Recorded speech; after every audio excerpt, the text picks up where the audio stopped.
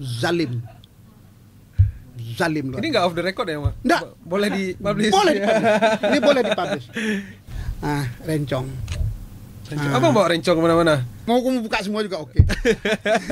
Demi Allah, demi Rasulullah. Takak di Rafli. Dihambu cik ke.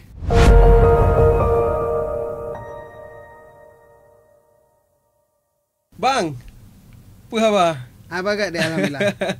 Oke, selamat datang nih untuk narasumber pertama Serambi Talk, Bang. Alhamdulillah, makasih Bang. Katruh keno di program Serambi Talk. Ini Serambi Bang, Talk, ya. program podcast terbaru di Serambi Indonesia. Ya. Dan yang paling membuat kami hari ini sangat terhormat adalah ternyata Bang Rafli Kande adalah narasumber pertama yang akan kami tayangkan. Tepuk tangan dong teman-teman. Lain berkahnya tuh. Semoga berkah Bang. Apa kabar Bang? Baik alhamdulillah dek. Kayaknya sekarang udah lebih punya banyak waktu ya Bang selama ini. Sepertinya kalau kita bilang banyak waktu, lebih banyak waktu saya di Aceh. Gitu. Tapi kalau waktu yang kita maksud mengisi waktu di semua kapasitas sama aja seperti dulu. Politik, musik, sosial, lingkungan, apa aja lah. Iya, baru-baru ini kan juga Abang baru gelar konser ya, konser private di salah satu hotel di Banda Aceh. Nanti tapi simpan dulu Bang ceritanya. Nanti akan kita tanya berapa terjual tiketnya. Kami kan mau tahu juga dong ya kan. Dan kita lihat kemarin dari story-story teman-teman di sosial media rame yang menghadiri dan sangat menghibur, sampai wali kota juga hadir Bang ya, wali kota Abu Riza ya, luar biasa. Oke Bang, selamat datang di studio Serambi Talk. Kami berterima kasih sekali Abang sudah hadir di sini, dan rasanya sosok Bang Rafli Kande ini masih sangat melekat di hati masyarakat Aceh Bang. Saya sendiri juga sangat melekat dengan sosok Abang, dengan musiknya, dengan syair-syairnya. Hingga beberapa saat lalu Abang bertengger ke Senayan ya. Nah sekarang Bang sering di Banda Aceh atau sering di Jakarta Bang? Bisa kita bilang sering di Aceh, tapi lebih ke 50-50 ke wilayah Barat Selatan. Wilayah Barat Selatan. Karena konsentrasi saya di waktunya sekarang nih lebih banyak ke wilayah Barat Selatan. Karena saya melihat ada satu potensi yang kita abaikan secara narasi, yaitu tentang loser. Oh iya. Loser itu bentangannya banyak ke Aceh, tetapi narasi produktifnya nggak banyak ke Aceh. Nah oleh sebab itu saya melihat bagaimana sekarang kita membangun pemikiran, ya. Membangun pemikiran kita, kemudian menyusun narasi-narasi yang lebih produktif. Bagaimana loser itu betul-betul menjadikan keberuntungan buat Aceh, buat rakyat Aceh. Jadi kita melihat bagaimana kompensasi dana karbon yang begitu banyak. Tapi kita kan nggak bisa mengambil itu dengan sebuah argumentasi yang berbasis kepada luasnya bentangan loser yang ada di Aceh. Jadi singkatnya, saya buat satu atraksi kecil di satu gerbang loser, yaitu di Samadua. Saya buat situ wahana tempat wisata. Ya. Nah, tetapi itu menjadi ini bisnis dong Bang. Kalau kita bilang bisnis nggak bisnis oriented, nggak full. Tetapi di sana ada juga sosial orientednya. Bagaimana kita coba membangun kepedulian masyarakat. Jadi regulasi itu bukanlah semata-mata diperuntukkan untuk menjaga lingkungan, tetapi bagaimana regulasi itu menguntungkan masyarakat yang menghuni lingkungan tersebut. Ini yang wahana itu Bang, Abang mulai ketika memang selama di DPR atau baru-baru ini? Itu di akhir-akhir. Di akhir-akhir masa jabatan saya, tapi perencanaannya udah lama. Apa sebenarnya yang ingin Abang tunjukkan ke masyarakat ataupun ke pemerintah terkait wahana tersebut? Iya, ada beberapa. Sebenarnya kalau dari aspek potensi lingkungan, wisata ini kan sesuatu yang sangat menjanjikan dari segi bisnis. Itu satu. Karena memang geografisnya menarik sekali, apalagi pantai Barat Selatan. Apalagi Aceh Selatan terkenal dengan kejernihan airnya, pasir putihnya, semuanya lah. Nah, hari ini kita kan abai melihat potensi itu. Ya. Ya, mungkin saya ingin mengatakan bahwa pemerintah gak serta-merta membangun infrastruktur dasar daripada potensi wisata tersebut. Nah, bayangkan saya bangun itu di gunung. Di gunung yang 3 kilometer kita masuk ke gunung, masuk ke pedalaman. Nah, jadi bentangan Aceh Selatan itu yang tersisa, yang masih asri itu sama 2. Sawang itu sudah terjadi illegal mining yang sangat luar biasa, itu pengelolaan sumber daya alam mineral yang secara serampangan. Nah, di sana juga abai pemerintah bagaimana membuat tata kelola pengelolaan sumber daya alam berupa emas, mineral itu dengan benar.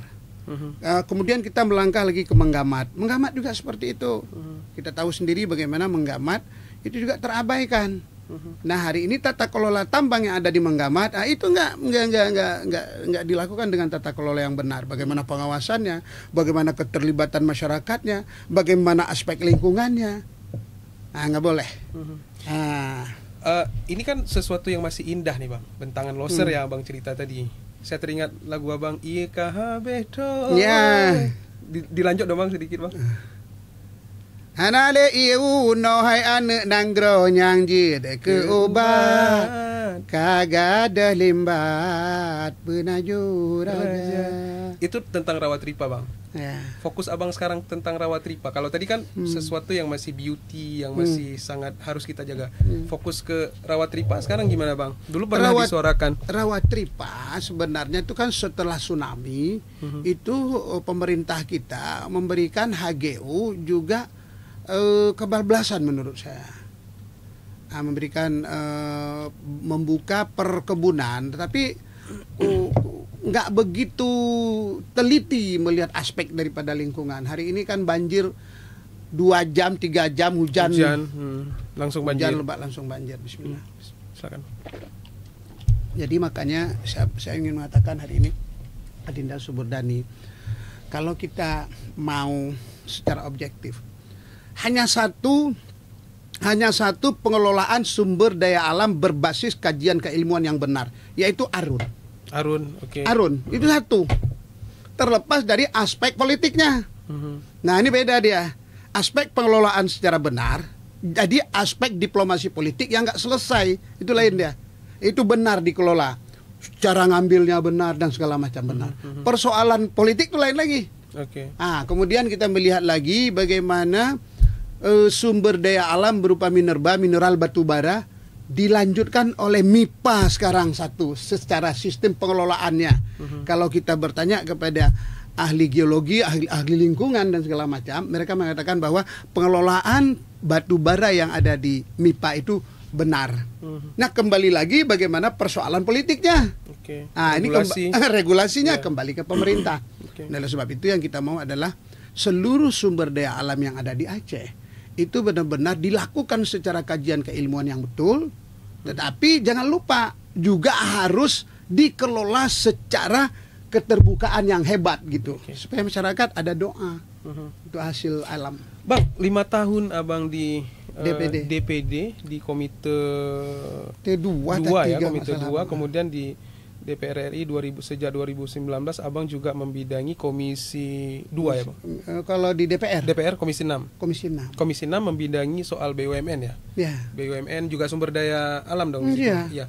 Nah, di situ bang, apa sih sebenarnya yang pernah abang suarakan secara lantang tentang sumber daya alam Aceh yang selama ini abang dari jauh sebelumnya itu sangat gusar dengan kerusakan lingkungan, dan ketika abang sudah di DPR RI juga melihat bagaimana ada politisnya, ada regulasi, ada BUMN-nya segala macam, dan ada lingkungan yang memang harus kita jaga seperti syair-syair abang terdahulu. Betul. Abang melihat kontradiktif ini seperti apa kemudian bang? Nah, abang mengatakan bahwa sebenarnya gelisah Bang Rafli Kande sama dengan gelisah Suburdani.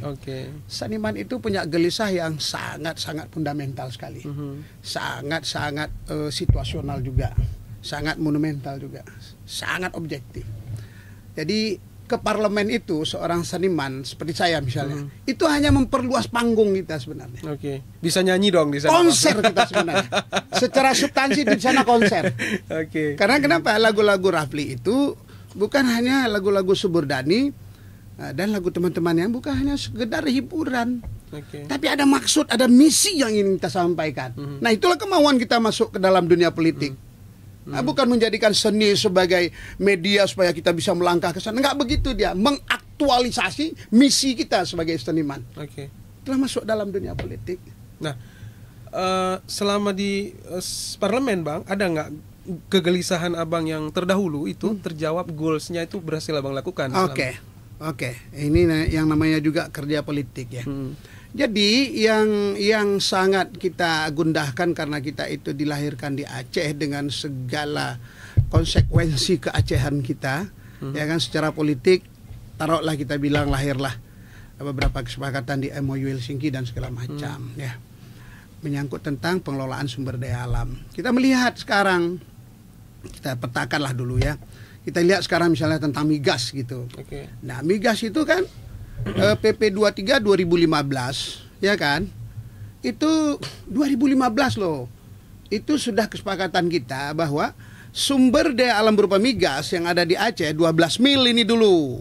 Nah, walaupun masih ada pembicaraan harus di luar 12 mil. Saya enggak yang konkret aja dulu. 12 mil aja dulu. Kita yang ya kelola. Udah, itu aja dulu. Ini misalnya kayak wilayah kerja Nusantara di Perlak misalnya, yang di sana tuh wilayah kerja Nusantara. Nah, itu nggak berlaku di Aceh, nggak boleh. Pertamina nggak berlaku wilayah kerja Nusantara itu di Aceh, kecuali harus Aceh dia. Aceh kecuali dia harus gitu karena 12 mil. Nah, tahun 2015 bayangkan tuh saya masuk ke DPR 2019. Jadi itu dikelola secara nggak jelas di sana. Wilayah kerja oleh pemerintah pusat? Oleh pemerintah pusat, ya juga pemerintah Aceh juga kurang ini. Nah, padahal 2015 PP 23 2015 artinya kita kelola itu sudah bisa kita kelola, dibuat koperasinya dengan benar. Nah, kita nanti tambang-tambang rakyat, pengeboran yang dilakukan oleh rakyat itu benar, kita masuk. Ayo semua anak-anak sekolah pertambangan ikut terlibat di sana. Jangan dibuat sembarangan, terbakar nanti. Sering terbakar, kadang-kadang ditutup beritanya seperti itu. Kan kasihan. Kemudian hasilnya diterima oleh koperasi Pertamina yang ada di Medan. Ini jahat, ini gaya Belanda, nggak boleh. Nggak boleh. Belanda ada pergi, kita lanjutkan semangat Belanda, itu nggak boleh, itu biadab itu. Makanya saya berdiri tegak di sana.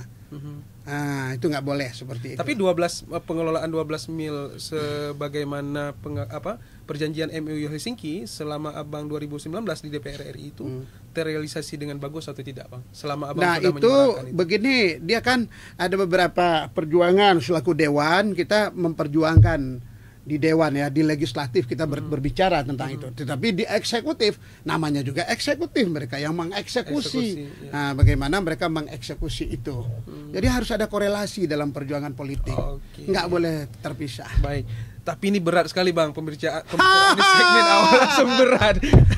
Kita mau balik ke flashback nih ke masa lalu. Ke masa lalu sebelum mungkin teman-teman sudah sangat kenal siapa Bang Rafli Kandi. Ada satu cerita dulu, katanya ya dulu, saya juga mau konfirmasi langsung, Bang, walaupun udah tahu nih sebenarnya. Abang dulu seorang guru ya, Bang? PNS saya. PNS ya, Bang, PNS. Dan di tahun 90-an ya, Bang, Abang keluar 94 saya 94 PNS. Abang keluar itu sudah berapa lama jadi 10 PNS? tahun. 10 tahun. PNS-an dulu di mana, Bang? Saya 94 diangkat. 2000 di Banda Aceh? Enggak, ditugaskan di Pucuk Panga sana, di Aceh Jaya. Aceh Jaya, oke. Itu tahun 94 saya diangkat. Abang gurunya dari S1? Saya diploma, saya kan tamatan diploma tuh. Unsiah 8. Jurusan, Bang? Jurusan Keterampilan Jasa Manajemen Pemasaran. Kemudian lewat diangkat PNS tahun 94. 94.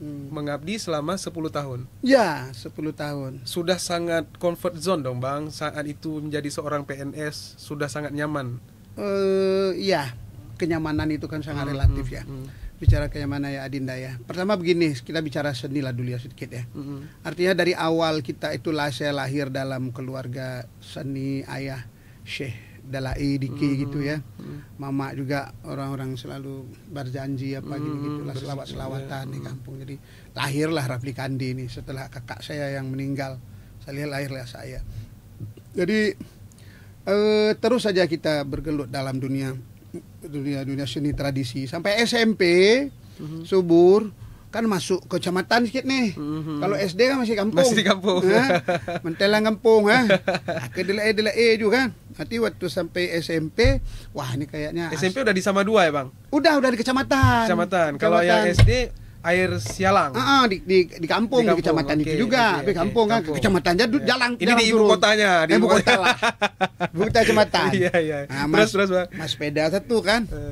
Nah, jadi sampai SMP itu kan lebih terbuka kita. Oh, kayaknya ada seni lain ini. Masuklah kita, ada gitar, belajar gitar kita kan. SMP berarti, Bang? SMP, tang belajar gitar kan. Oh, nari-nari kawan-kawan kita iringi. Kalau nggak bisa kan susah. Kan? Padahal tantung kan mungkin kan. Belajar gitar. Terus saja sampai SMP 3 tahun, SMK sekarang, kalau dulu SMEA. SMK di Tapatuan, Bang. SMEA ya, sekolah menengah ekonomi kejuruan apa gitu. Iya. Itulah. Di sana juga saya dunia usaha judul saya. Jurusan saya tuh. Sekolah menengah kejuruan ya. Kejuruan. Jadi belajar terus musik modern. Dan saat itu sudah berkesenian berarti, Bang? Kesenian terus. Kesenian tradisi. Iya, kesenian tradisi dari kecil nih. Dari kecil semenjak saya udah lahir, pokoknya ayah saya kemana-mana bawa saya itu aja lah. Kampung sana, kampung sini kan, sampai ke Bakongan, kampung orang ini. Kampung Samsul. Kamu di mana kampungnya? Abdia sampai juga sana tuh. Kami udah dulu, cuma kamu belum ada. Oke. Nah, ke Banda Aceh berarti, Bang, tahun? Jadi terus saja tuh subur, terus kita dalam dunia pop terus ya. Basic tradisi kita sudah tertanam. Jadi basic referensi musik modern terus kita muat ini kan. Jadi sampai ke Banda Aceh nih, kita kuliah nih. Saya kuliah di sini. Kemudian terus saya dalam dunia musik rock dan segala macam, Pak Gondrong dan segala macam. Itu kemudian 94 saya diangkat, saya pindah ke Panga sana, kayak bertemu lagi karena balik lagi ke Panga itu kan flashback lagi, saya balik lagi ke kampung, nggak ada lampu. Itu masih ngampanyot 94 ya, Bang? 94 adikku, 94. Masih konflik, Bang? Masih ya? Belum. Abang konflik di sana. Panjang lagi tuh kisah. Jadi masuk ke sana, masuk ke Panga tuh tahun 94. Nah, ya udah ngajar kan. Sampai tahun 2000 Bang di sana. Tahun 2000. Makanya tahun 98 itu ketemu Bang Media. Ayah Media Hus. Bang Media Hus. Jumpanya di Aceh Jaya. Di Aceh Jaya. Okay. Bang Media. Bang Media di sanalah itu nanti kita lihat syair yang ditulis oleh Bang Media, syair tentang anak yatim. Oke. Nah, itu anak yatim kan syair yang ditulis Bang Media itu, panjang tuh. Sebentar, Bang. 94 sampai tahun 2000. Abang memutuskan keluar dari PNS tahun berapa, Bang? 2004. 2004. 2000 Bang pindah kemari. Oh, sempat pindah dulu ke sini. Berarti album pertama kan Hasan Hussein ya, Bang? Hasan Hussein itu masih berstatus PNS? Masih. Okay. Masih. Tapi udah nggak aktif Abang, udah begitu keluar. Tapi masih terima gaji dong Bang? Masih. Ini makan gaji buta namanya Bang. Iya Bang. Untung aja nggak buta Wak. Pada buta Wak pikir kan. Berarti selama di Panga, Abang juga terus berkesenian, menjaga semua, membuat album juga. Ya buat lagu terus. Sampai ke Banda Aceh, berarti balik ke Banda Aceh tahun berapa Bang? Tahun 2000. Tahun 2000 balik ke Banda Aceh. Tapi saya kan bolak-baliknya ke Banda Aceh. Bolak-baliknya karena teman-teman kesenian semua di sini. Sini, keluarga juga di sini. Oke. Nah, jadi saya balik lagi ke Banda Aceh, makanya tahun 96 itu kita ada bicara-bicara membuat kande sama si Jol. 96. Sama Bang Jol 96. Bang Jol itu juga berkesenian dengan sanggarnya sendiri. Sanggarnya sendiri. Okay. Abang juga freelance nih kalau udah pulang ke Banda Aceh. Comot main ini, comot main itu kan. Itulah. Jadi Syahi. Syahi nggak jelas tuh. Berarti duluan ada Rafli atau ada Kande nih Bang? Oh gini, kalau proses itu pertama sekali saya begitu melihat lagu-lagu yang keluar tuh waktu ada Bang Doles, Marsal, Abang Bakar segala macam kan, Abang Yakub Tailah ini itu. saya bikin ini kan musik keyboard. Musik keyboard. Jadi saya kayaknya agak kurang ini waktu itu. Kayaknya kita kurang nyatu sama Bang Raflinya. Jadi kayaknya kurang ekspresi atau gimana lah ya. Akhirnya kita buatlah ancang-ancang kita mau buat grup musik Kandi itu 96. Tahun 96. Tahun 96 terus saja itu yang paling padat waktu kita tuh latihan tuh di tahun 99 2000. Makandi kan. Itu belum Hasan Hussein belum ya Bang? Jadi dalam proses buat album Kandi okay, kan berat deh karena kita live. Kita juga yang buka kesempatan itu Murja Tahir. Iya. Kita rekaman lah tuh di tempatnya di rumah beliau sana tuh. Jadi sambilan gitu. Abang kan ada bawa lagu-lagu sendiri juga. Artinya lagu Kandi juga abang yang buat. Iya. Abang cuman versinya saya bedakan. Yang mana untuk Kandi, yang mana untuk Rafli. Solo Ya. Solo gitu. Dia bilang mau ngomong, kita rekam aja Pak Rep. Nah, yang ini kita rekam juga, ini kita rekam juga gitu. Kita rekam lah ini, udah kelar ini berproses. Ini kan cepat kelar karena mesin. Iya. Kan? Yeah. Lagu solo kan. Nah, kelar ini, udah selesai ini. Bilang sama Om Syekh, bawa dulu nih. Bawa dulu ke Kasga Record. Bukan. Bawa dulu ini kaset nih dalam Walkman ya. Iya. Itu dulu Walkman kan, ingat kan? Untuk didengar. Ya. Tapi ke warung-warung abang bawa juga deh. Kasih berarti Bang. Kasih. Abang bawa aja ke warung, abang coba putar. Oke. Putarin kan. Memang mangak gue lagu. Anak pegah ke. Anak pegah ro kan. Anak pegah lu. Mangak lagu. Lagunya puyempu. Gitu-gitulah kan bawa lagi. Tapi sementara abang coba bawa ke produser, nggak mau dia. Termasuk Om Syekh? Belum Om Syekh. Om Syekh belum. Om Syekh ada sepintas tapi nggak mau. Nggak mau waktu itu. Ada beberapa orang nggak mau nih. Kenapa nggak mau orang dipikir kan? Padahal lagi lagu beda lah pokoknya yang versi musik dibuat sama Murja Tahir nih. Lebih manis, lebih simpel ya kan? Orang kan lagu-lagu hoax remix apa gitu-gitulah ya. Yang itu. Nah, akhirnya singkat ceritanya diambil sama Om Syekh. Kita jual lah itu. Jual master saat Masternya 11 juta. Bagi dua sama Murja Tahirnya. Okay. Murja Tahir langsung bawa, saya bilang ini uangnya bagi dua kita Pak Rep gitu. Bagi dua uangnya 5,5 juta seorang. Nah, itulah awal sekali saya terima uang dari saya, musik. Dari musik paling banyak, luar biasa menurut saya. Saat itu Kandi masih terus berproses. Terus rekaman karena kan Kandi ada cemburu Bang teman-teman di Kandi saat itu? Enggak bisa cemburu karena mereka paham betul segala ide yang ada di dalam Kandi itu. Artinya dia takzim pada abangnya. Sampai sekarang mereka takzim pada saya. Artinya tidak ada masalah gitu. Tidak, karena saya sangat sayang sama adik-adik saya dan mereka sampai dunia kiamat pun kurasa paling takzim dia sama saya. Bang, ada yang terlewatkan tadi. Kenapa abang memutuskan untuk meninggalkan PNS? Waktu itu deh tahun 2000 itu, tahun 2001 begitu udah keluar album, abang rasa udah sering kali kita manggung nih, diajak manggung. Habis itu udah susah abang nggak konsen, susah abang tuh nggak bisa membagi waktu kayak gitu. Saya harus tuh, bekerja, harus perform gitu susah. Nggak bisa fokus, kasihan. Dia terlampau banyak seremoni juga di sekolah. Harus ada apa namanya dulu SP apa gitu-gitu ya. Tapi saya nggak bisa buat yang kayak buat silabus. Yang gitu-gitu. Padahal nggak ada apa-apa. Karena guru kan Bang. Guru. Pak minum lagi deh. Ya silakan. Artinya ada kegelisahan berarti di hati abang. Di sana nggak fokus. Dan abang terlalu fokus ke dunia musik. Ya. Makanya saya pikir ya udahlah saya tinggalkan aja. Saya pikir. Saat itu gaji berapa Bang?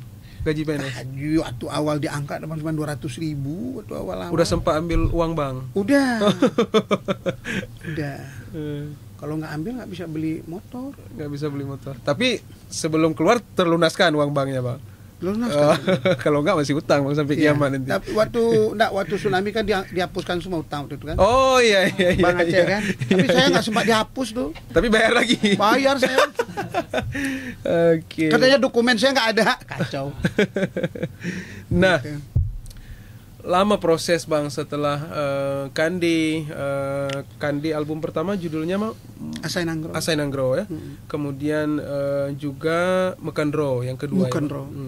Dan belakangan sekitar 10 tahun yang lalu ini kedengarannya Kandi pengen terus keluarin album katanya bang. Ya, Ada lagu malah yang sudah direkam tapi kok nggak jadi-jadi nih bang. ya. Begini, Kandi itu saya udah bilang dari awal kita buat, Kandi itu seumur hidupnya 3 album. Mm-mm. Cuman 3 album. Seumur hidup grup ini 3 album. Mhm. Nah, ini sudah album ketiga. Album pertama tuh 2001. Iya, Album kedua 2007. 2007. Berapa tahun tuh? 6 tahun. 6 tahun. 5 tahun. Album ketiga ini baru proses, baru sudah kelar. Tinggal mastering, rencana masternya kita mau bawa keluar. Oke. Nah, Tapi lagunya udah ada semua. Sudah Bang? ada semua. Sudah ada semua. Ada beberapa instrumen yang belum masuk. Nah, ini lagunya lebih Termasuk lagu ini ya bang, karena beberapa lagu yang direncanakan ke album ketiga ini malah udah sering dibawa sama Kandi ya bang. Ya. Nelet HPH. Ada juga. Termasuk itu ya bang. Iya. Lagu-lagu lain ada lagu yang lama diambil atau ada memang semua lagu baru? Ada lagu-lagu ini. Lagu baru semua. Lagu-lagu baru. Banyak lagu-lagu baru. Kapan rencana bang proses untuk? Alah, inilah dia entah kapan ini yang mungkin. Tapi katanya kemarin nggak jadi-jadi karena abang masih sibuk di parlemen bang. Justru di sana kita rekam kemarin. Oh di Jakarta. Oh, sampai berapa lama kemarin anak-anak ke sana Mhm. di apa kan? Di studio. Di studio. Mhm. Lama di sana di Jakarta kemarin tuh. Nah rencana ini prosesnya bang mixing di mana? Rencana katanya si Alul ke Beat anak saya tuh mau bawa ke Inggris. Iya. Mau mastering di sana. Mhm. Ada apa namanya? Apa sih namanya di sana tuh? Pokoknya di sana lah mau dibawanya. Oke. Mungkin secara teknologi sama aja, tapi ada hal lain apa gitu ya. Nah, itu. Cerita tentang Alul bang. Alul lumayan aktif juga selama ini di sosmed ya, di sosial media dengan ke-beat-beatnya. Tapi sangat beda dengan abang yang di vokal, kemudian Alul memilih instrumen sendiri. Apakah memang dari dulu abang direct Alul seperti itu? Atau seperti apa? Ke komposer sih, komposer. Ya. Komposer. Tapi begini saya bilang, kepiawaian secara akademik itu penting. Tetapi filosofi kita bermusik sebagai orang Aceh itu lebih lagi penting. Saya bilang gitu. Coba belajar terus. Jadi kalau kita nggak belajar filosofinya, apa sih filosofi sebagai seniman, menjadi seniman orang Aceh? Ya deh. Apa filosofinya? Filosofi pertama saya rasa memang nggak ada cerita lain yang kita uraikan di dalam karya kita, yang kita ceritakan itu memang semuanya bercerita tentang keagungan Tuhan. Nggak ada cerita lain. Mau cerita romantis pun, mau cerita apapun kan Allah juga di ujungnya. Tapi Alul dapat itu bang. Ya, dia lagi terus di situ. Tapi sekarang saya melihat memang secara intelektual musikal, saya melihat ada dia karena ada rajin betul ya. Iya. Rajin betul. Musiknya itu memang kuat sekali secara musikal, sangat. Dulu waktu ke-beat diproses sama Alul meminta izin ke abang, maksudnya akan memberitahu abang bahwa akan ada buat grup musik ke-beat. Iya, justru saya yang mengusulkan namanya ke-beat. Okay. Saya usulkan namanya ke-beat. Kenapa ke-beat? Ke-beat harus sungguh-sungguh. Nggak pernah ada capaian kalau nggak ada sungguh-sungguh. Nggak pernah ada kejayaan kalau tidak ada pengorbanan. Oke. Kalau balik ke nama Kandi bang, Kandi siapa yang usulkan? Kandi si abang juga yang usul. Kenapa? Ada 10 nama tuh. Ada 10 nama kok nggak salah. Dua diantaranya lagi bang? Dua diantaranya termasuk ada ini juga namanya abang buat. Rencong. Abang bawa rencong kemana-mana? Gawat ini. Bahaya nih. Rencong. Tapi Riwang, rencong, tak apalah. akhirnya Kandi. Kandi kata orang ini manis. Kandi itu Kandi karena kan lampu dalam surga bang. Kandi menggantung bukan dengan talo, menggantung kedra Allah karunia. Di lirik asli Tuhan ya bang? Tuhan karunia ya? Allah karunia? Tuhan karunia. Tuhan ya? Tuhan karunia. Oke. Baik, ini cerita musik udah banyak nih bang. 2014 abang memilih untuk Maju ke DPD. Ya. Begitu percaya dirikah abang saat itu? Karena abang pikir memang sepertinya saya udah punya modal. Karena saat itu memang nama abang sudah sangat tersohor nih bang. Ya. Apakah memang ada keyakinan atau percaya diri sehingga 2014 abang terpilih maju? Begini, karena karena abang ya, Burdani, saya tuh sangat menikmati proses daripada kehidupan nih. Saya nggak tahu tujuan itu seperti apa, akhirnya seperti apa, nggak tahu. Saya nikmati prosesnya itu, termasuk apapun waktunya, apapun kondisinya, apapun situasinya. Nah, di 2014 itu abang rasa dari tahun 2004 saya resign, dihitung 2004 saya resign lah, kita bilang ya, kan panjang waktu tuh. Panjang jauh sekali penetrasi kita tuh, sampai ke 2014. Rasanya saya ingin masuk ke dalam satu panggung yang lebih besar lagi nih. Karena lagu-lagu kita coba adik bicara tentang Asai Nanggro kita dengan almarhum Ayah Panton. Bagaimana kearifan masa lalu membentuk satu tata ruang yang benar, mengelola sumber daya alam yang benar. Ya kan? Kan kita nyanyikan tuh. Yang kita mau kan harus ada kebijakan, harus seperti itu. Nah, kita bilang nih sekarang Banda Aceh 820 tahun. Yang selalu kita buat selebrasinya. Apa sih substansinya 820 tahun? Kalau kita kembali kepada tata ruang yang arif dan bijak tadi. Nah, ini kan harus masuk dalam dunia politik, Dek.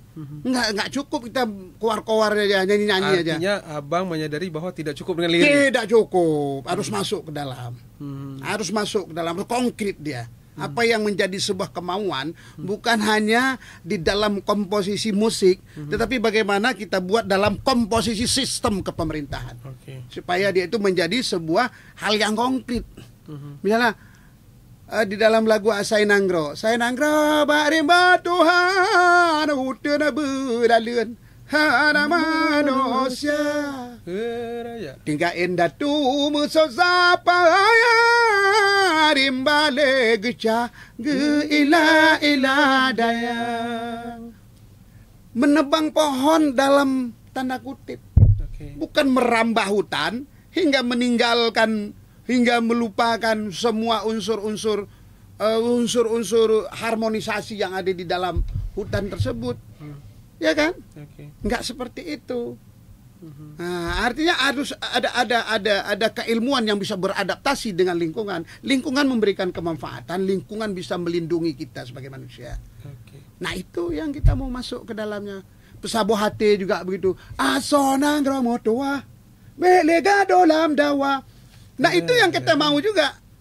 Kita mau juga, abang mau masuk ke dalamnya di sana.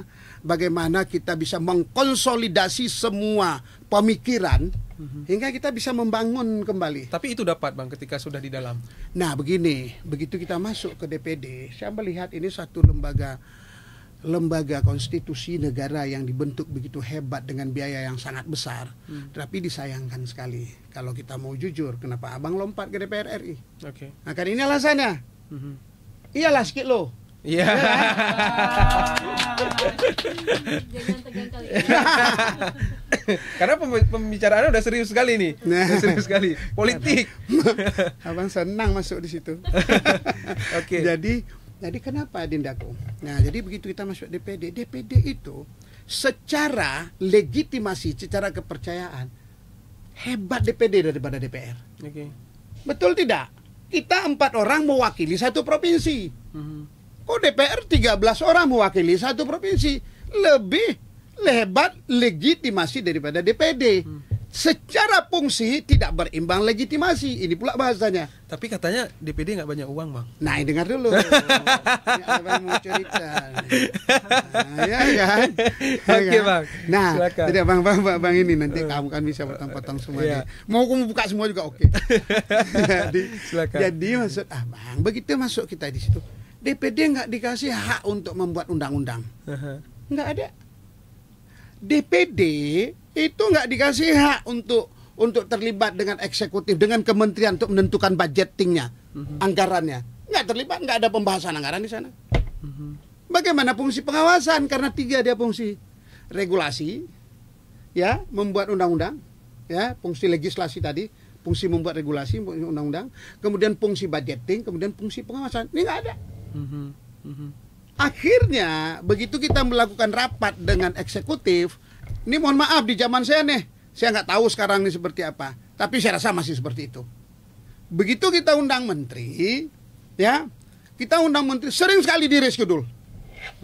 Kalau DPD yang undang, Oh, dianggap nggak punya taring. kan itu yang kita bilang nggak punya taring. Itu Iya, apa sih iya. taring apa sebenarnya, kan nggak ada.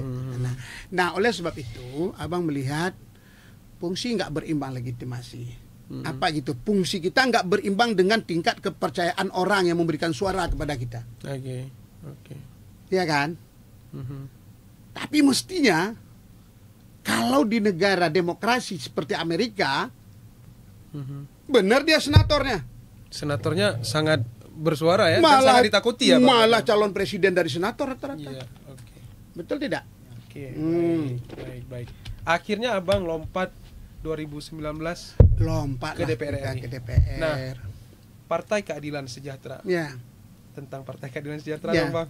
Nah, Dari begini dari partai itu dari semenjak Abang ada album, Abang senang kalau partai-partai politik yang Abang itu respect ke partai PKS. Dari awal dulu. Karena minimal begini, minimal sekali. Kadang-kadang kayak awak nih kan jaga waktu sholat kadang nggak jelas kan. Ini kawan nih ayat, hadis, selawat, takbir kan. Kayaknya cocok nih ke sini kita bersandar nih. Nah, paling tidak. Berarti sama PKS udah kenal lama, udah chemistry dong, Bang. Udah. Sering tampil di acara mereka juga. Udah, paling sering saya. Oke. Dari dulu. Nah, walaupun saya nggak masuk ke kader PKS waktu itu, ya kan. Nah, itu kan lama sekali tuh, Dek. Bayangkan aja. Bayangkan dari tahun awal ke album kita keluar, saya tuh udah respect. Sebelum saya punya album, saya udah respect sama PKS. Oke. Saya udah respect sama Dengan PKS. visi misi partainya. Iya, yang saya pengen kita harus semanapun kita kebenaran, kejujuran itu nggak bisa dikalahkan oleh siapapun. Oke. Nggak bisa itu. Itu memang udah begitu dia. Perjuangan Rasulullah, bagaimana kesederhanaan dan segala macam, integritas segala macam ada di sana tuh. Oke. Nah, jadi akhirnya Dipinang atau meminang, Bang? beriring waktu mungkin pinang meminang, saya juga abang nggak tahu prosesnya seperti Iya, apa iya. pada waktu itu. Intinya secara hakikat kita masuklah. Nah, kok cuman waktu itu abang ngobrol sama Nasir Jamil karena dia dapil 1, Nasir pindahlah ke dapil 2. Saya bilang ke Nasir Jamil, ya kan? Nah, ente pindah ke dapil 2 biar anehnya masuk ke dapil 1. Di PKS ngomongnya gitu ya, Bang? ente aneh. aneh kan, Oke. antum. Antum. Nah, gitu kan. Ya. Nah, bolehlah ya. Ya. Ya saja kan kakek juga. Nah, jadi singkat ceritanya gabunglah 2014 itu. Nah, pindahlah Nasir ke dapil 2, masuklah Abang ke dapil sini. Jadi saya itu sangat menghormati partai saya karena saya anggap masyih-masyih di dalamnya. Saya anggap ustadz-ustadz yang banyak yang hafiz Quran. Juga banyak hafizah segala macamnya. Nah, itu saya masuk tuh. Jadi hebat sekali. Jadi saya nggak heboh-heboh rekrut saksi. Oke. Nggak ada tuh, nggak heboh. Karena katanya kader-kader PKS tuh lebih militan ya, Bang? Militan saksinya gitu-gitu kan. Udahlah maju 2014 tuh dengan mulus. Yakin terpilih saat itu, Bang? Ya, saya paling super yakin orangnya. Oke. Saya nggak pernah. Nah, kok tak bilang pesimis tuh, takut saya pesimis tuh, Dek. Pesimis tuh udah putus asa tuh gugur iman, Dek. Nggak boleh. Jadi kita sebagai orang yang Allah takdirkan tauhid di dalam hati kita, dalam dada kita, harus selalu optimis dengan kasih sayang Allah kan itu. Nah, jadi optimis saja Abang. Karena Abang kan nggak ada, sedikit dulu waktu DPD, balik sedikit waktu DPD itu kan nggak ada tim, nggak ada buat SK untuk tim gitu kan nggak ada, nah, kan Kadang panggung aja dibuat sama orang, kadang dibayar uang lagi ya Bang waktu DPD dulu tuh. Nah, jadi terus waktu ke DPR, pindah ke DPR, itu nggak ada yang pindah satu orang pun. Yang dari DPD ya kan, termasuk yang lain-lain nggak ada. Abang pindah ke DPR itu singkat ceritanya pengen betul memang kalau rapat harus rapat sama menteri itu. Menteri mana nih? Ini menteri mana nih? Kalau saya mau bicara ini mau menteri siapa nih? Ah, itu geram Bang itu memang. Pengen betul itu karena kita sudah simak nih bagaimana sistem perjalanan pemerintah nih kita ada simak nih. Ini bobolnya di sistem, bobolnya di perilaku aja semua nih. Itu aja. Kalau benar dilakukan ini mudah kaya raya seperti peneliti apa yang mengatakan semua sampai ke sana nanti. Jadi singkatnya, udah waktu di DPD itu yang memberikan informasi bahwa Abang itu di urutan kedua waktu itu. Urutan kedua Bang. Itu dari Korem Lila Wangsa dengan Korem Teguh Umar. Yang menginformasikan data. By data Bang. By datanya gitu. Akhirnya udahlah selesai dari situ kita di nomor ketiga, ketiga kalau nggak salah Abang itu keempat atau Abang, pokoknya dah lewat lah DPD kan. Kemudian masuk DPR sap dengan Partai Keadilan Sejahtera, saya masuk. Ya Allah takdirkan saya di sini nih. Ini saya mau belajar nih, mau belajar bagaimana kita berpikir dengan jernih, berjuang secara jujur, berjuang dengan semangat berkorban gitu. Masuklah Abang ke situ ke PKS. Masuk ke PKS ya nggak peduli dengan saksi, nggak peduli dengan apa-apa, baik-baik aja jalan terus. Alhamdulillah 2019 itu 2019 ya? 19. 2019. Nah, kita terpilih kok salah selisih suara mungkin sekitar 3.000-an sekian lah dengan Gofran. Dan Gofran nomor 1 itu. Nomor 1 ya. Apa nomor 2? Nomor urut maksudnya. Nomor urutnya, ya. Nomor urutnya. Nah, gitu. Terus saja kita masuk dalam terpilih kita kerja kedewanan selama 5 tahun ya. Ya seperti yang kalian simak lah di sana. Saya selama 5 tahun apa sebenarnya Bang kebobrokan yang paling Abang dapat di pemerintahan sendiri Bang? Ya, ini menarik sekali. Jadi saya melihat begini. Ini untuk Aceh ya.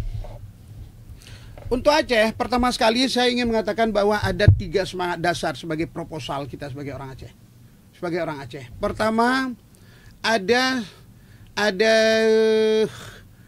apa yang menjadi filosofi proposal kita, dasar pemikiran kita, kemudian secara historis dan geografis.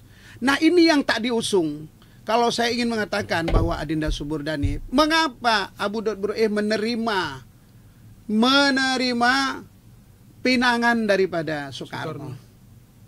Kalau Abang melihat secara sejarah, secara historis, saya melihat ada semangat ekspansi ini daripada Aceh pada waktu itu. Bahwa kita adalah sebuah kerajaan, ya kan, sebuah bangsa yang sudah berdaulat, ya, ingin mengekspansi ini, ya, kekuasaannya. Bahwa kitalah yang harus dikirim menjadi leader untuk memimpin Nusantara ini. Ini cermat saya. Yang kedua, yaitu ada semangat dakwah, ingin memperpanjang saf kebahagiaan di dalam ketauhidan Ahlus Sunnah wal Jamaah yang betul seperti apa. Ini cermat saya. Nih saya mencermati seperti itu. Ya. Nah, ini dia 3 semangat tadi. Semangat apa yang terjadi setelah itu? Ya, para delegasi dari Aceh, para utusan-utusan dari Aceh setelah Abu Daud Buru'eh ini kita bersepakat untuk terintegrasi dengan Indonesia. Ini utusan-utusan ini menurut saya kurang kuat nih. Utusan-utusan ini kurang kuat menerjemahkan apa yang menjadi misi daripada para tengku-tengku kita, para undatu-indatu gini. Kurang kuat ini. Sampailah sekarang kok menurut saya. Sampai termasuk Abang dong berarti? Abang nggak mau masuk. Oh, nggak mau masuk. Karena kan Abang juga utusan. Saya nggak mau masuk di dalam itu. Karena kan Abang sebutin tadi utusan-utusan. Ya, artinya nggak mau masuk seperti apa. Saya ingin mengangkat tangan itu. Karena saya selalu mengajak teman-teman yang di sana, teman-teman di Porbes pada waktu itu. Okay. Kita harus menyuarakan isu-isu penting secara representatif. Di mana tempatnya? Yaitu di paripurna itu. Nah, paripurna itu selalu harus bicarakan. Contoh misalnya terhadap 4 pulau ini. 4 pulau ini nggak boleh hanya satu persatu keluarkan statement satu orang. Di sidang paripurna itu semua. Nah, tinggal ketua Porbesnya bicara atas nama juru bicara perwakilan dari Aceh, DPR RI. Ya, kami ingin mengatakan dari segi historis, filosofi dan segala macam, pemerintah pusat melalui Kemendagri nggak boleh main-main dengan persoalan ini, sensitif. Segera dikembalikan. Ini persoalan yang tidak produktif. Ini menghabiskan waktu. Coba berdiri semua perwakilan. Berdiri langsung semua ya kan? Nggak mau men. Kenapa bang? Nggak tahu. Tak ada. Makanya yang saya ingin katakan bahwa apapun tentang kekhususan Aceh, ikat dulu ya. Ikat dulu secara politik ya. Kami ingin membangun kemandirian Aceh secara ekonomi, secara kebudayaan, ya, secara kultural keacehan, hingga itu dipandang menjadi martabat tinggi pemerintah Indonesia. Pahami itu. Ini kalau misalnya abang masih di parlemen saat ini, abang akan bersuara lantang tentang 4 pulau itu. Pastilah. Walaupun nanti nggak goals. Oh, makanya saya bilang kerja politik ini adalah kerja yang sebenarnya kerja kolektif kolegial. Kan itu sebenarnya. Tapi bila satu orang ini ngomong itu, satu orang ngomong itu, ya contoh tentang usulan ganja. Nah, Bang cerita lagi.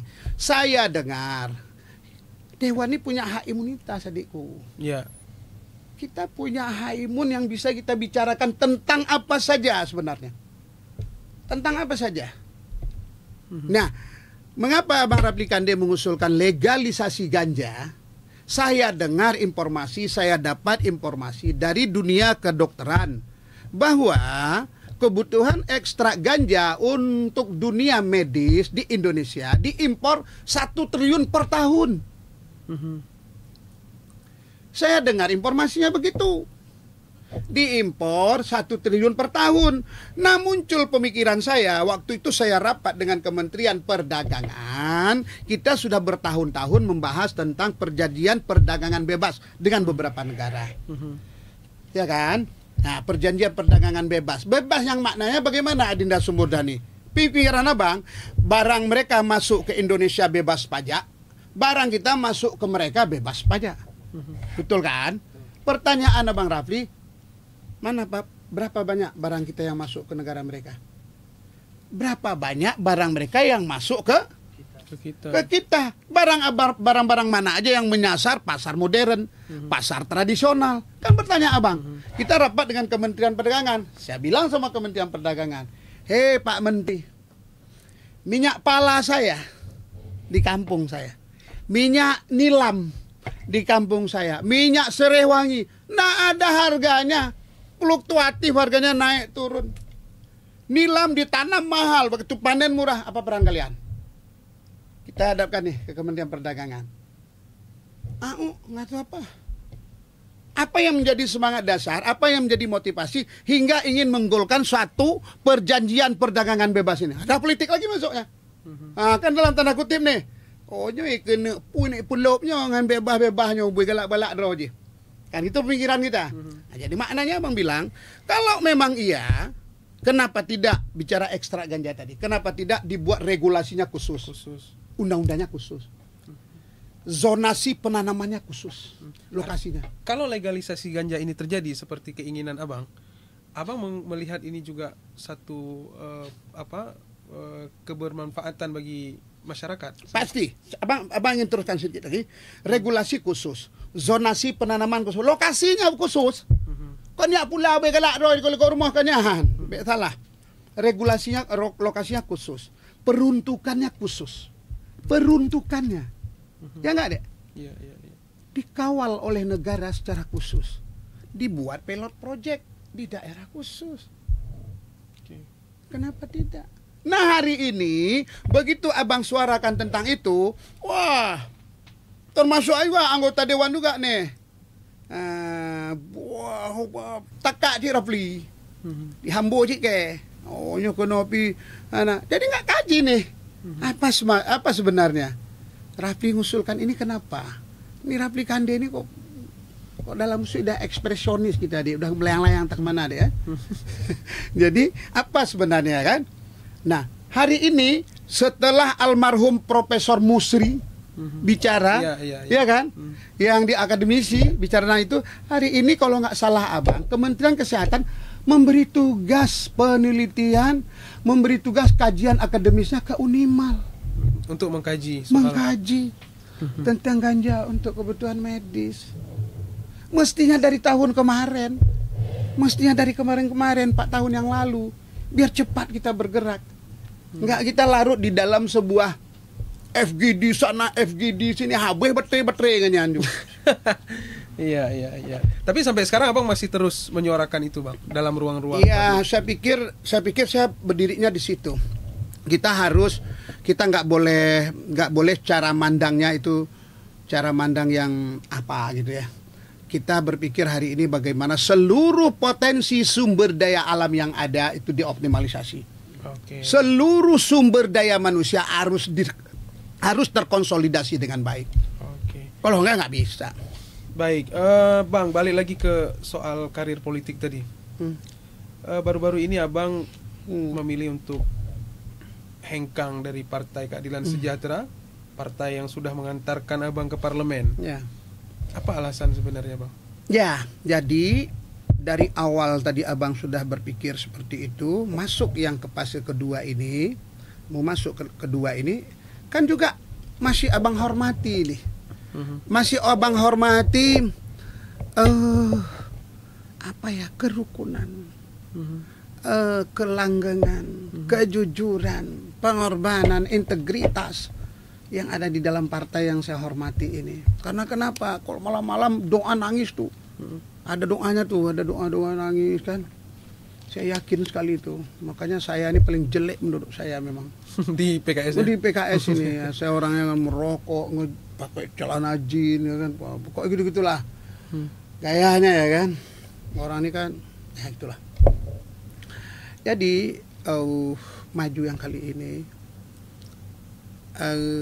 Abang serahkan sampai uang saksi sekian karena kita udah incumbent. Mungkin ada 1,3 miliar Abang serahkan dengan uang-uang untuk saksi, untuk DPD. Uang saksi juga 700 juta. Habis itu untuk DPD 15 kabupaten. Kata ketua seperti itu ya. Ketua PKS sini si Mahyarudin tuh. Jadi Abang serahkan. Totalnya sampai 1,3 miliar. 1,3 gitu. Kemudian seluruh, boleh kita bilang seluruh kader tuh diarahkan untuk si Gufran. Nomor juga dia ambil nomor 1, nomor urut 1 padahal Abang incumbent. Abang nggak peduli itu, nggak peduli. Saksi dikelola mereka, diarahkan untuk Gufran. Nomor juga dia tetap di nomor 1. Abang nggak peduli itu. Di mana Abang baru melihat bahwa mereka berbuat zalim. Menzalimi Abang? Berbuat Abang zalim. menganggap mereka menzalimi? Bukan menganggap. Memang. Itu data. Sampai sekarang mereka bisa berkata, demi Allah, demi Rasulullah, demi aulia Allah, demi ulama kasyaf. Sampai sekarang mereka nggak berani. Di Banda Aceh saja, nanti Abang kasih datanya, itu disebarkan nanti lagi. Sudah rahasia umum. Mungkin Abang kasih ke Budan itu data itu. Kalau 1, 2, 3, 4, 10 atau 15 suara, 12 suara di migrasi nggak apa-apa. Ini sudah ratusan bahkan ribuan. Bayangkan seluruh kabupaten dikelola oleh mereka, seluruh saksi dikelola oleh mereka. Abang hanya ingin meminta mereka untuk berkata jujur aja, malah dia balik lagi. Tifatul Sembiring, orang yang sangat saya hormati, mengatakan bahwa 2019 sebenarnya suara Gufran itu sudah tinggi, disalib oleh Rafi. Dia pun mau hajar saya sebenarnya waktu 2019. Oh, berarti saya menyimpulkan memang.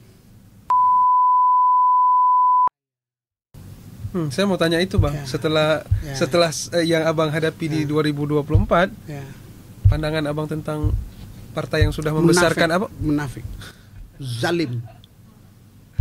zalim luar. Ini nggak off the record ya, Mas? Nggak. Boleh di-publish. Boleh dipublish. Ini boleh dipublish.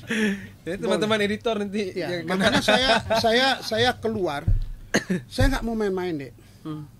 Saya nggak mau. Saya kalau orang bilang, dalam dunia politik itu kan lazimnya memang harus pakai peng. Saya nggak mau. Tetap saya tidak mau. Jadi 45.000 suara yang milih saya tuh di Banda Aceh ini mungkin barangkali ada sekitar 7.000 mungkin ada termasuk Seburdan ya. Saya yakin adik saya milih saya. 7.000 rasional semua pemilih di Banda Aceh. Kenapa milih Rapli Kande? Udah DPD kok sekali kok kasihan. Misalnya kasihan. Betul nggak? Bilanglah betul sekali.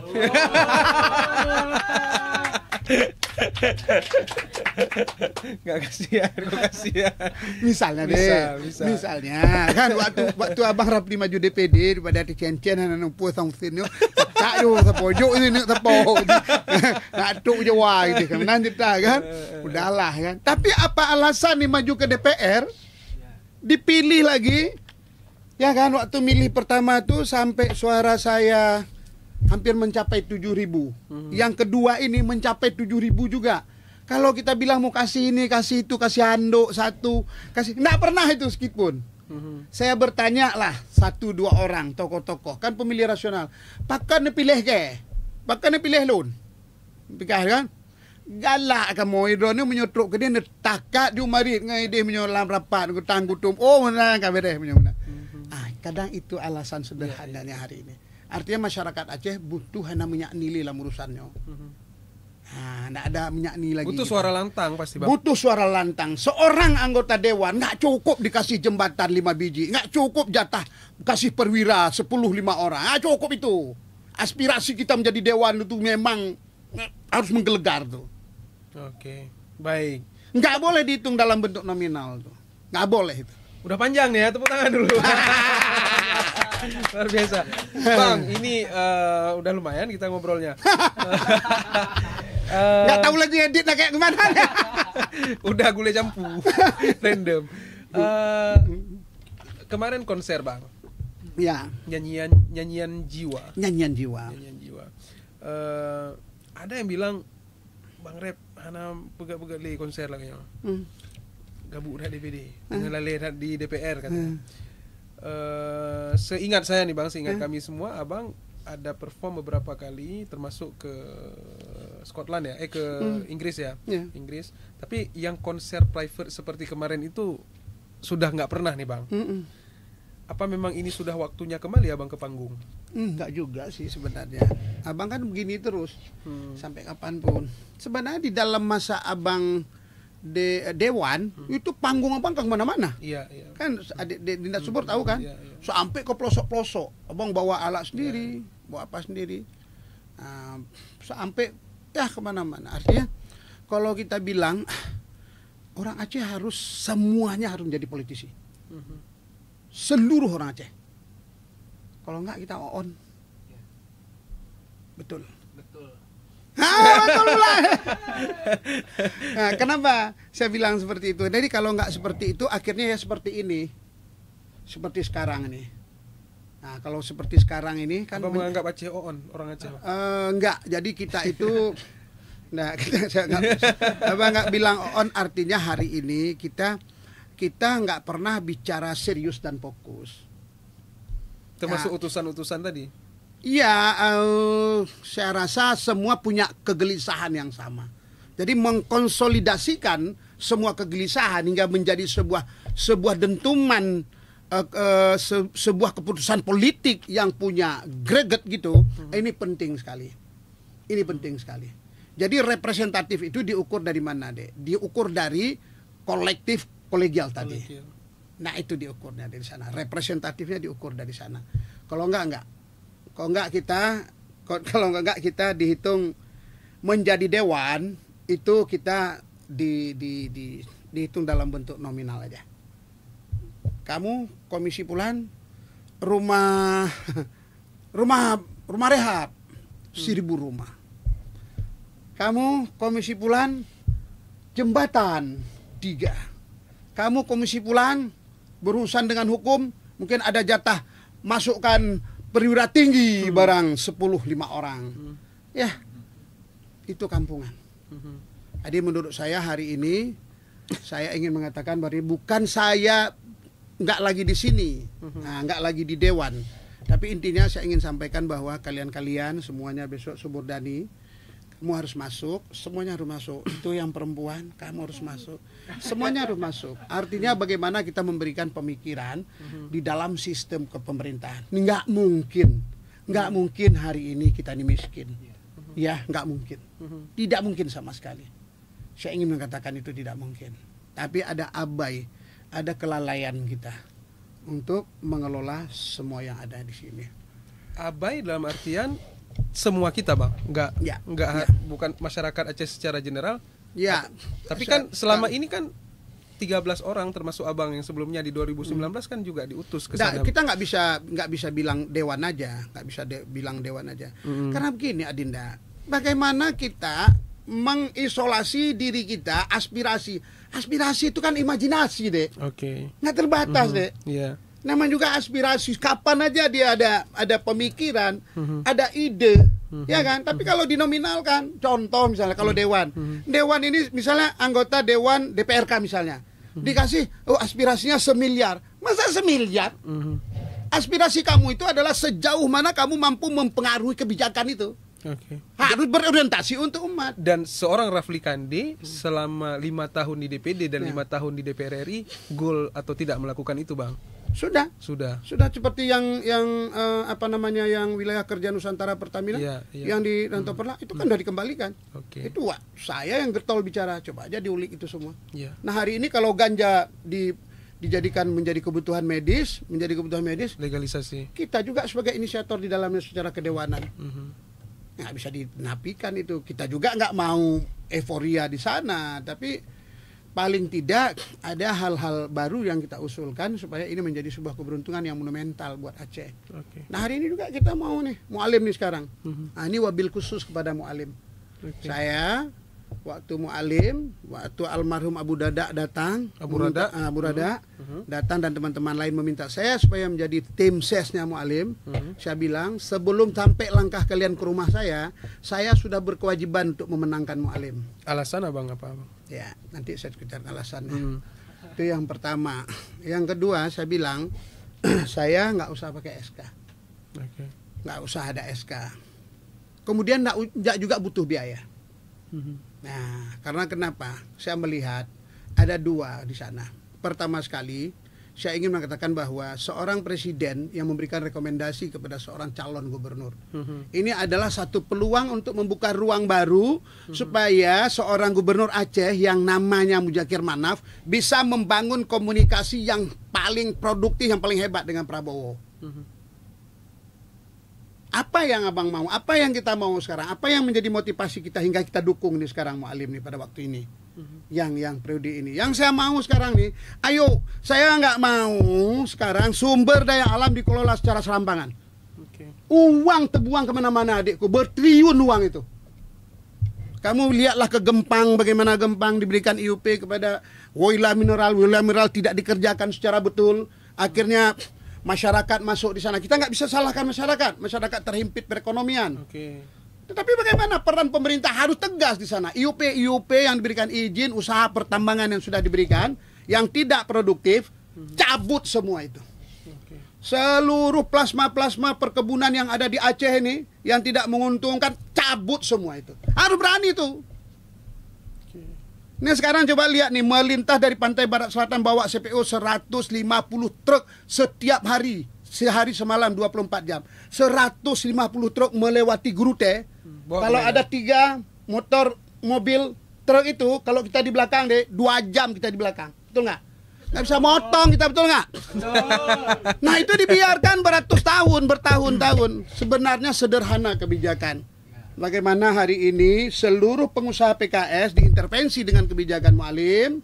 Ya, ini CPO jangan bawa lewat darat, berhitung dulu lewat laut. Oh, di sini ada Pelindo sebagai pelabuhan. Pelindo, ayo bangun pelabuhan. Berhitung dulu nih, bawa lewat laut. Seperti apa?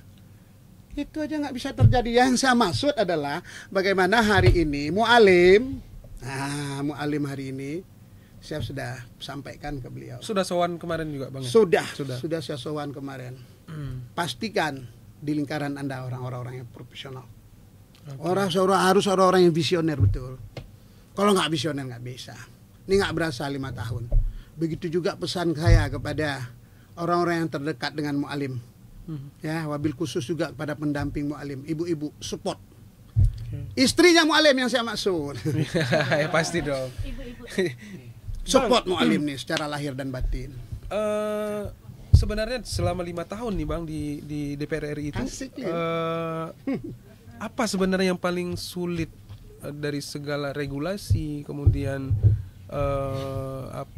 persoalan yang Abang suarakan? Ada yang goals tadi, ada beberapa yang mungkin nggak termasuk legalisasi ganja. Sebenarnya apa, di mana sebenarnya kendala utamanya? Komunikasikah ataupun konsolidasi kita itu konsolidasi kita sesama anggota nih. Sama anggota. Forbes maksudnya Bang? Forbes. Okay. Dikonsolidasi. Udahlah, kita nggak usah mengke-mengkean biasa aja. Oh gitu. Ya. Jadi dewan tuh, ya kan? Nggak usah bawa Ali. Abang sekarang nih jadi dewan nggak jadi dewan, santai aja. Bawaan biasa aja kita. Oke. Slow aja.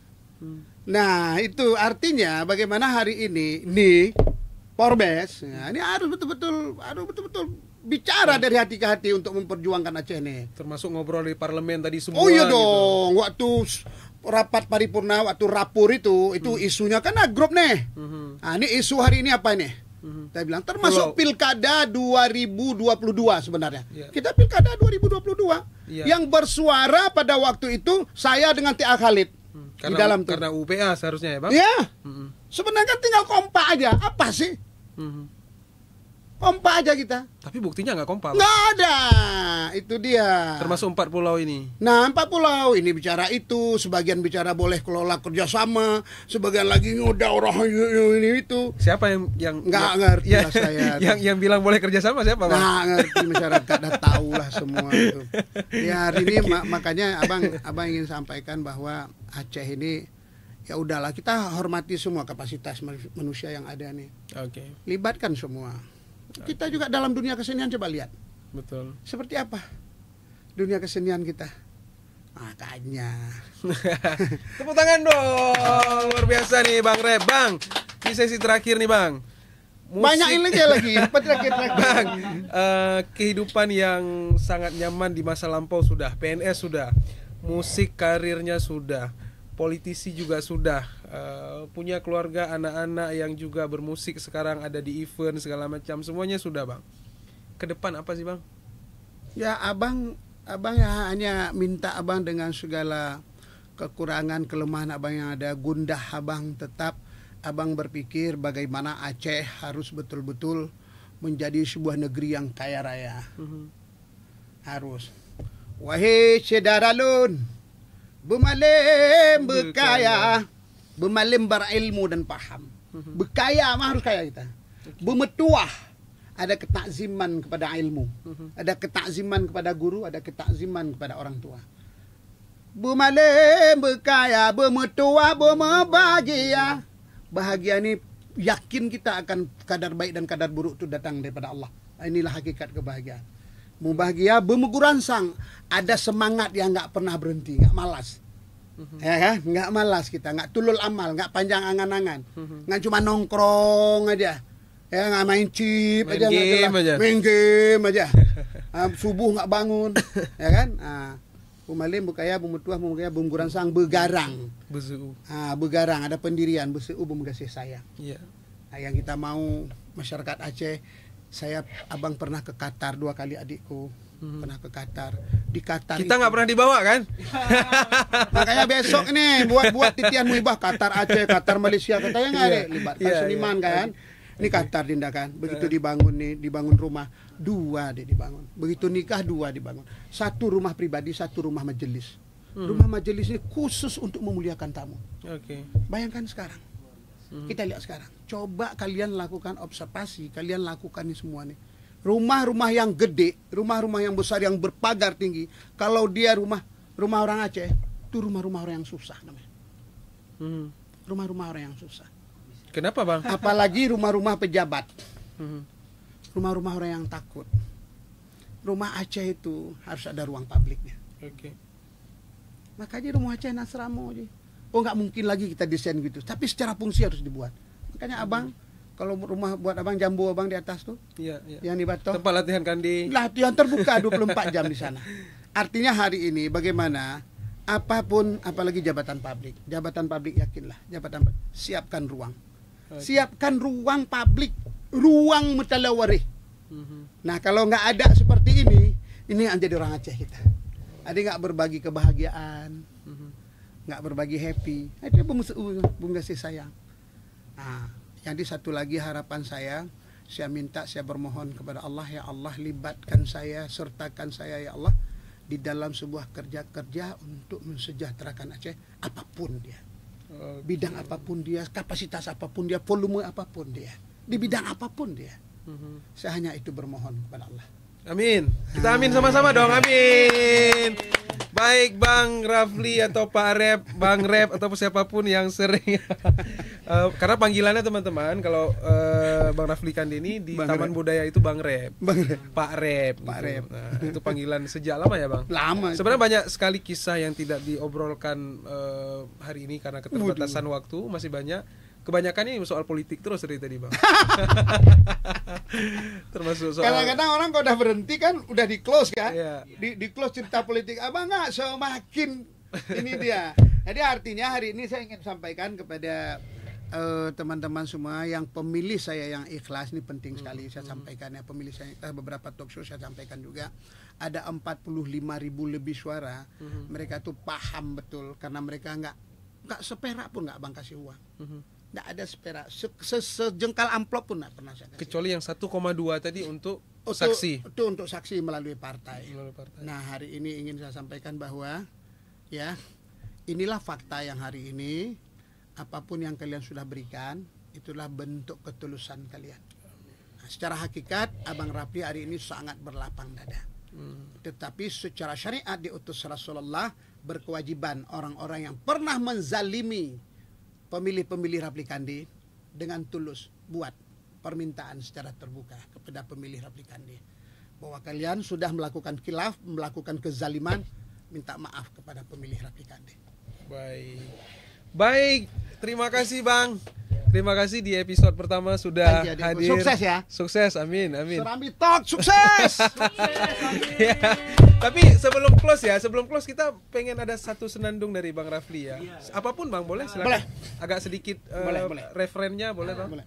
Silakan. Boleh abang bawa satu syair adindaku.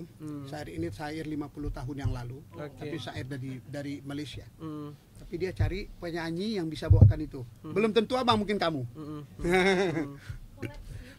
Jangan. Amalan suci yang tiada meminta balasan, berjuanglah engkau dengan penuh keikhlasan. Pencipta alam akan tersenyum memandang pada kita yang disebut insan. Kemerdekaan yang diberi oh insan padamu, gunakanlah ia dengan amal dan baktimu. Siapa yang hidup tanpa berbakti berjuang sama dengan mayat berjalan. Pandangi alam yang sempurna indah, bukan sekedar dipuji-dipuja, tapi untuk kita mencari, membongkar isinya. Amalan suci tiadalah Tuhan tercipta kalau belum kita berjuang dan berusaha untuk berkembang menjadi insan sempurna. Amal, ilmu, iman, pasti ada untuk berkembang menjadi insan sempurna. Amal ilmu iman pasti ada. Luar biasa. Ya kan gampang abang beda ule ya, Bang. Baik Bang, terima kasih Bang Terima kasih, sudah hadir di episode pertama. Insya Allah nanti akan kita siarkan di Serambi Video ya teman-teman. Terima kasih sekali, sangat berbangga kami Bang, senang sekali Bang juga, karena Abang hadir di episode pertama ini. Terima kasih Bang, sukses selalu. Assalamualaikum warahmatullahi wabarakatuh. Waalaikumsalam warahmatullahi wabarakatuh.